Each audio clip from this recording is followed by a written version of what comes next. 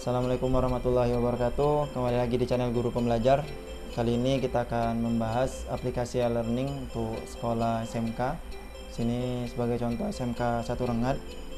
Sebelum kita mulai, ada baiknya untuk guru-guru mempunyai akun akun OneDrive. Oke, baik, sini Guru Pembelajar akan pandu untuk masuk ke aplikasi OneDrive. Tentunya semua Bapak Ibu sudah memiliki akun OneDrive. Silakan ketikkan di browsernya, yaitu onedrive.com, kemudian enter. Nah, selanjutnya browser mengarahkan kita untuk ke tampilan OneDrive, yaitu pilih bahasa Indonesia, kemudian pilih masuk. Kita diarahkan untuk login. Silakan Bapak Ibu masukkan email yang sudah dibuat atau sudah didaftarkan di OneDrive. Sebagai contoh di sini walas12tkj3.com, kemudian pilih next. Lalu masukkan password yang sudah Bapak Ibu buat. Kemudian pilih sign in.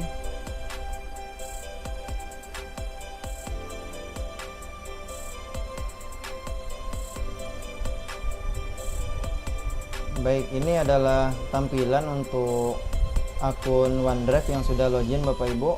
Nah, untuk diketahui bahwa OneDrive ini adalah penyimpanan di internet atau penyimpanan secara online. Nah, di sini Bapak Ibu boleh membuat folder, boleh mengupload file ataupun membuat dokumen, bisa di sini. Nah, jadi untuk diketahui bahwa OneDrive ini memiliki kapasitas atau penyimpanannya itu kita dikasih untuk 5 GB karena kita masih yang gratis atau yang free dikasih oleh OneDrive-nya. Nah, untuk data-data yang besar sebaiknya Bapak Ibu itu kayak seperti video untuk menguploadnya ke sosial media ataupun di YouTube misalnya. Nah, kemudian linknya baru di copy ke OneDrive ataupun nanti di aplikasi e-learningnya. Nah, kita lihat di sini penyimpanan yang sudah saya lakukan yaitu sebesar 180 MB dari 5 GB. Nah, Bapak Ibu upayakan jangan menggunakan penyimpanan atau file data yang di-upload di sini yang besar. Nah, untuk diketahui di OneDrive sini bisa kita membuat file. Yang pertama di bagian kiri atas ada new, yaitu folder, Word dokumen, Excel, dan lain sebagainya. Nah, jadi ketika Bapak Ibu ingin membuat folder, maka pilih new lalu pilih folder. Nah, gunanya folder di sini ketika Bapak Ibu mengupload sebuah data, contoh Bapak Ibu mengajar di kelas 11 dan kelas 12. Tidak mungkin data yang Bapak Ibu upload di sini berserakan atau tidak dijadikan satu. Nah, di OneDrive ini sama seperti halnya kita menyimpan dokumen di komputer. Nah, jadi Bapak Ibu silakan buat dulu folder-foldernya, lalu upload data atau dokumennya per foldernya. Nah, sebagai contoh sini kita pilih new, lalu folder. Nah, isikan namanya, contoh folder materi sebagai contoh. Nah, kita pilih create. Nah, kita ada folder materi dan ada folder RPP misalnya. Nah, kemudian kita tambahkan lagi untuk folder RPP. Nah, kita ada dua folder, yaitu folder RPP dan materi. Nah, kemudian kita cari folder materi misalnya. Oke, kita pilih folder materi. Nah, masih kosong. Artinya apa? Kita belum ada memasukkan materi. Jika Bapak Ibu ingin memasukkan materi, nah materinya berapa kelas Bapak Ibu ampu atau berapa kelas Bapak Ibu yang masuk. Contoh misalnya masuk di kelas 10 dan kelas 11, maka dibuat lagi foldernya, yaitu materi, misalnya materi kelas 10. Nah, jadi masukkan materi, seluruh materinya di kelas 10. Nah, yang kedua misalnya materi kelas 11. Nah, jadi di dalam folder atau penyimpanan kita yang pertama tadi ada folder materi. Di dalam folder materi ada materi untuk kelas 10 dan kelas 11. Nah, sudah jadi filenya. Jadi kita ulangi, di OneDrive ini kita harus membuat folder, yaitu sebagai contoh di sini folder materi. Di dalam folder materi kita ada folder kelas, yaitu materi kelas 10 dan kelas 11. Nah, bagaimana cara menguploadnya? Nah, sekarang kita berada di folder materi, yaitu materi kelas 10. Nah, kita upload materinya. Sebagai contoh kita pilih upload. Nah, jadi Bapak Ibu pastikan berada di dalam folder materi, berada di dalam folder materi kelas 10, baru pilih upload, jangan di dalam folder materi. Nah, jadi artinya kita belum masuk ke folder materi kelasnya. Jadi masuk ke dalam folder materi, lalu pilih materi kelasnya atau folder kelasnya, kemudian pilih upload, pilih file.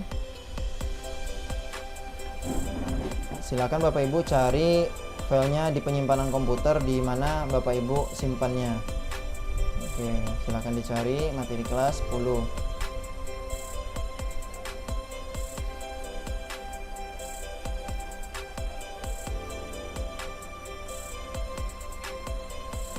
Nah, sebagai contoh ini kita masukkan. Nah, untuk materi di sini sebelum diupload, untuk diketahui bahwa boleh Bapak Ibu pilih dokumennya dalam bentuk PDF atau Word juga boleh, Excel juga, dan lain sebagainya. Dalam bentuk gambar juga boleh. Jadi silakan upload sesuai dengan materi Bapak Ibu. Nah, sudah berhasil, kita lihat perbedaannya.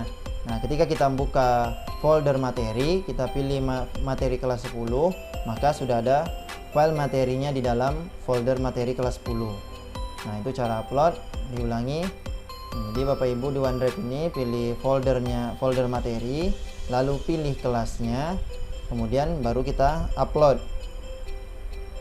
Nah, kemudian kita terlihat sini kalau sudah kita berhasil upload. Begitu halnya juga seperti di folder RPP.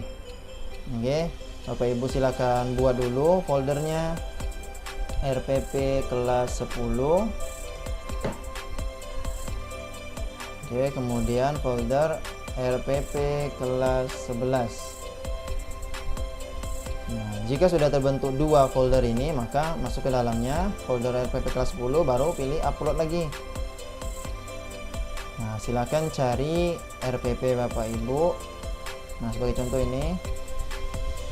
Nah, untuk RPP Bapak Ibu boleh satu folder itu seluruh RPP dari KD1 sampai dengan 10 misalnya, boleh. Oke, jadi nggak apa-apa dia berserak atau di dalam satu folder. Yang jelas RPP-nya tersusun rapi dari nama dan urutannya. Oke, mungkin itu untuk penjelasan di OneDrive. Jadi intinya Bapak Ibu sudah memiliki akun, lalu login, masukkan email dan password, lalu membuat folder. Membuat folder itu perhatikan jika Bapak Ibu banyak kelas, maka sebaiknya saran terbaik adalah Bapak Ibu membuat banyak folder sesuai dengan kelasnya. Oke. Nah, selanjutnya kita masuk ke penjelasan e-learning.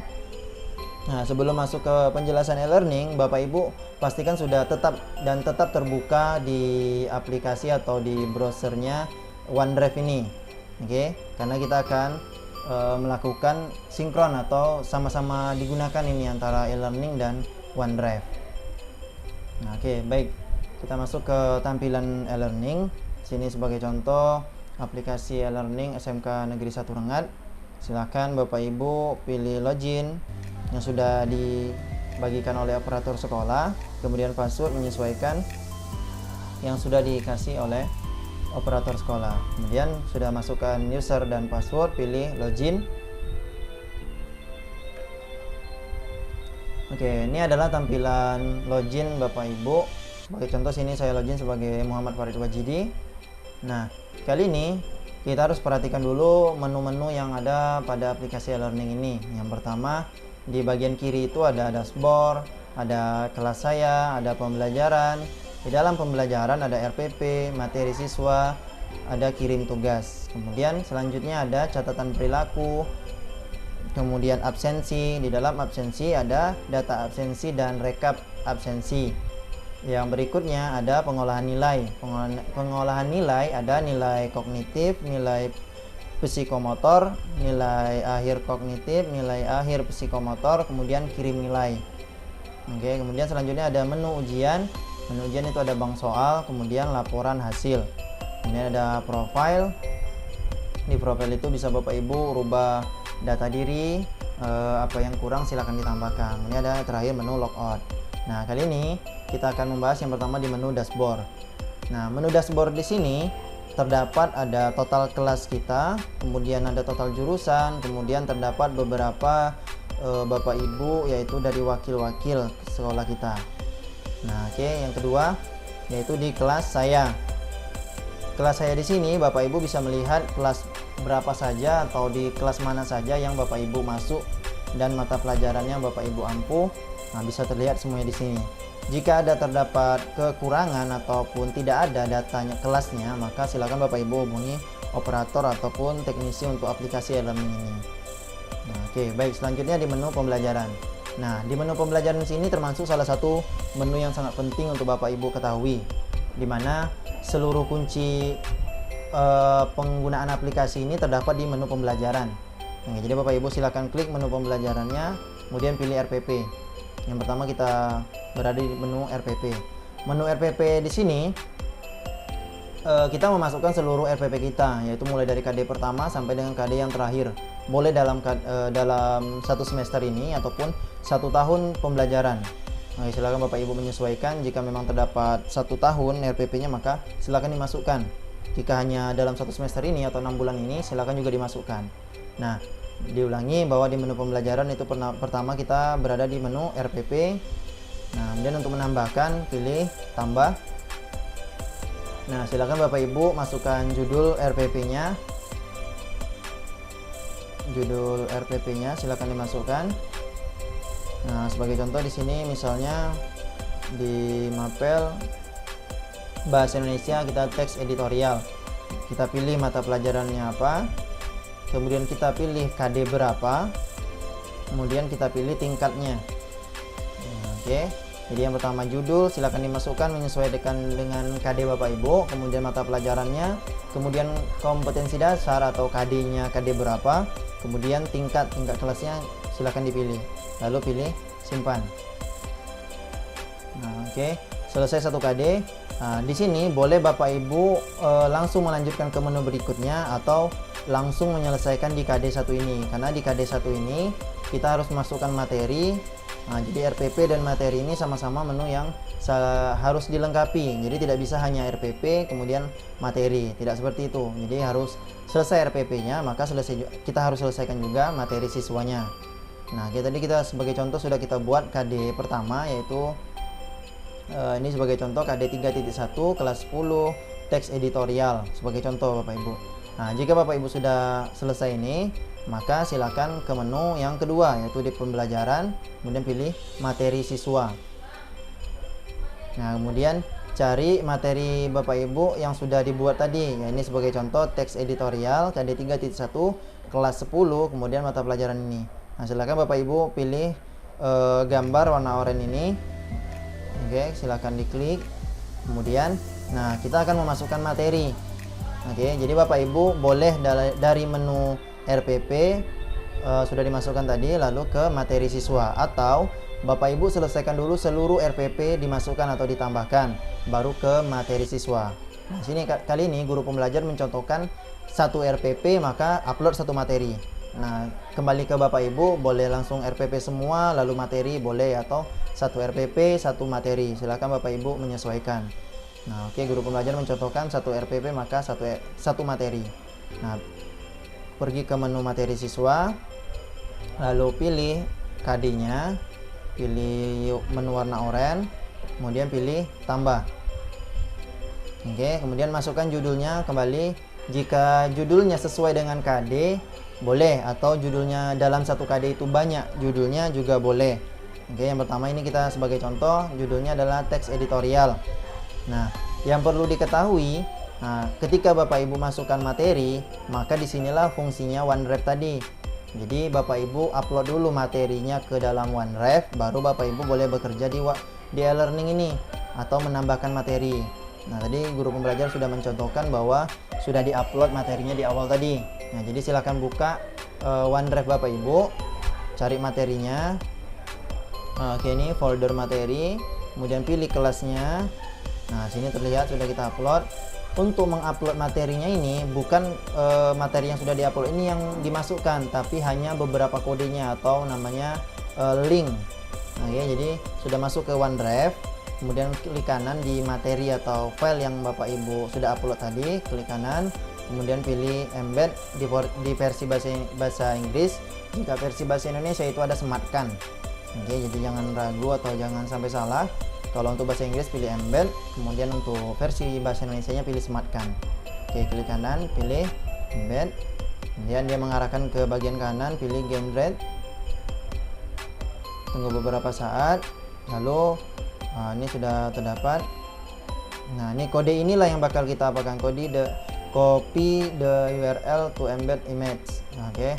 Nah, silakan diklik kiri sekali, lalu pilih Ctrl C atau copy, lalu pergi ke e-learning. Nah, sampai ke e-learning sini sudah masukkan judul tadi, pilih source untuk bahasa Inggris, untuk bahasa Indonesia nya sumber. Oke, source diklik sekali. Lalu dia seperti ini, di bagian materi diklik kiri sekali, kemudian paste. Oke, jika sudah, Bapak Ibu silakan pilih simpan.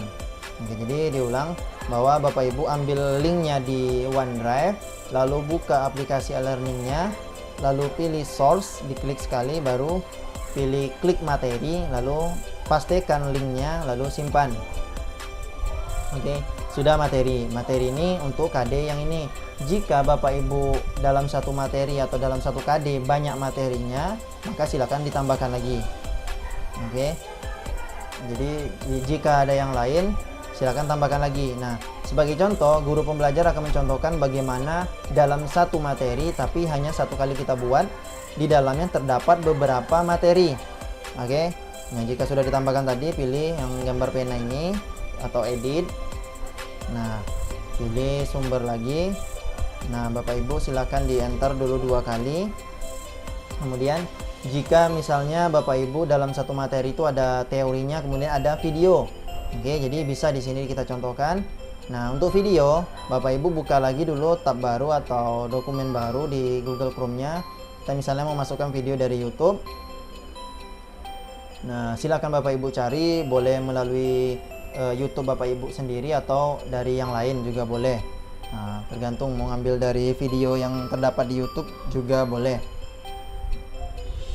Nah, sebagai contoh misalnya kita cari teks editorial misalnya. Oke, ini sebagai contoh, kita klik dulu videonya atau kita putar dulu videonya. Nah, kita cari. Nah, sebagai contoh ini merancang teks editorial. Oke, jika sudah kita lihat videonya atau kita putar, maka pilih klik kanan, maka di sini ada salin kode smart atau salin kodenya. Kita klik kanan, lalu klik kanan, pilih salin kode smart. Oke, jika sudah, Bapak Ibu silakan kembali ke e-learning tadi, pilih sumber lagi atau source, di enter 2 kali atau sekali, baru pastekan, kemudian pilih simpan. Nah, mungkin itu untuk cara mengupload materi di dalam aplikasi e-learning. Nah, pertanyaannya, bagaimana kita melihat bahwa anak itu sudah berhasil melihat materi kita? Oke, nah untuk itu guru pembelajar mencontohkan, kita lari ke menu pembelajaran, kemudian kita pilih materi siswa. Nah, jika terdapat banyak di sini, maka Bapak Ibu pilih, misalnya Bapak Ibu di jam pertama dan kedua ini tentang teks editorial di kelas 10, misalnya 10 TKJ berapa, atau di kelas berapa dia masuk di pagi ini, jam pertama dan kedua. Silahkan Bapak Ibu cari kelasnya, kemudian judul KD-nya, Bapak Ibu pilih lagi menu di bagian oranye ini. Nah, sudah masuk ke tampilan ini. Jika banyak, juga pilih tampilan yang lainnya. Oke, yang banyak ini pilih satu teks atau satu materi yang Bapak Ibu ingin lihat apakah anak sudah membaca apa belum. Oke, ini materi tingkat 10, silakan pilih sebagai contoh teks editorial. Kemudian di 3 menu ini Bapak Ibu pilih yaitu yang kaca membesar ini atau yang search ini untuk melihatnya. Oke, silakan diklik. Nah, Jika anak Bapak Ibu sudah melihat, maka di daftar siswa yang sudah membaca materi teks editorial, maka terlihatlah di sini siswa yang membaca pertama hingga membaca terakhir. Kemudian berapa kali dia jumlah membaca, kelasnya, kemudian nama. Nah, jadi terlihat sudah di sini. Nah, jadi masuk ke menu pembelajaran, pilih materi siswa, kemudian pilih materinya, kemudian pilih warna biru ini atau yang teks kaca pembesarnya. Silakan dilihat untuk siswa-siswi yang sudah membaca atau sudah melihat materi kita. Nah, oke. Selanjutnya kita akan di menu yang terakhir atau di menu pembelajaran ini yang ketiga, yaitu kirim tugas. Nah, kirim tugas seperti ini di tampilannya.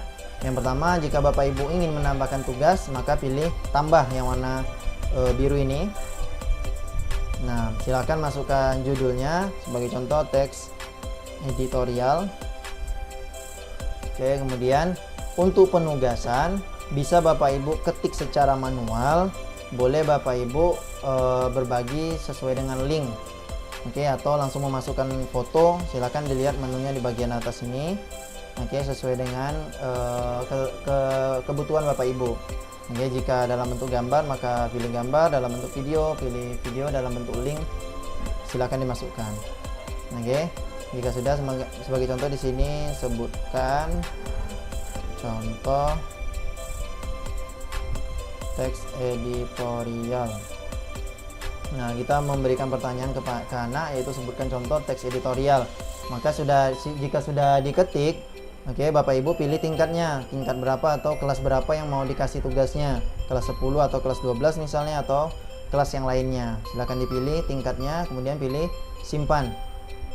Oke, muncul konfirmasi bahwa data berhasil ditambahkan.